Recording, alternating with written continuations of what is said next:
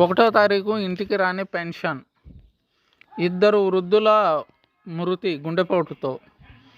Kakinada rural తూరంగిలో pension అందలేదన్న బాధతో ఓ వృద్ధుడు గుండె ఆగి మరణించాడు. కూలి పని చేసుకునే వెంకట్రావుకు భార్య, 3 పిల్లలు ఉన్నారు. వెంకట్రావు మృతి పట్ల కాకినాడ రూరల్ ఎమ్మెల్యే కురసాల కన్నబాబు సంతాపం వ్యక్తం చేశారు. ఆ కుటుంబాన్ని కలిసి ఓదార్చారు. అంతేకాదు, వెంకట్రావు మృతి చెందిన విషయాన్ని సీఎం జగన్మోహన్ రెడ్డి దృష్టికి తీసుకెళ్లారు.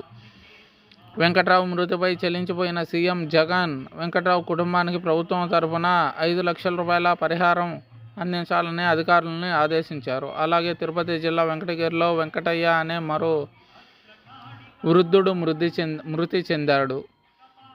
వాలంటీర్లు ఇంటికి వెళ్లి పెన్షన్ను ఇవ్వరన్న మనస్తాపంతో గుండెపోటుతో అక్కడికక్కడే వెంకటయ్య కుప్పకూలిపోయాడు. చంద్రబాబు రాజకీయ దాహానికి, అధికార దాహానికి బలైన పెన్షన్ లబ్ధిదారుడు వెంకట్రావు గారికి అశ్రునివాళి అర్పించారు వైఎస్ఆర్సీపీ పార్టీ శ్రేణులు. దీనికి పరోక్షంగా వత్తాసు పలికిన దత్తపుత్రుడికి ఘన నివాళులు అర్పించాల్సిన బాధ్యత పెన్షన్దారులకు ఉందని చెప్పుకొచ్చారు వైఎస్ఆర్సీపీ అధినేత జగన్మోహన్ రెడ్డి.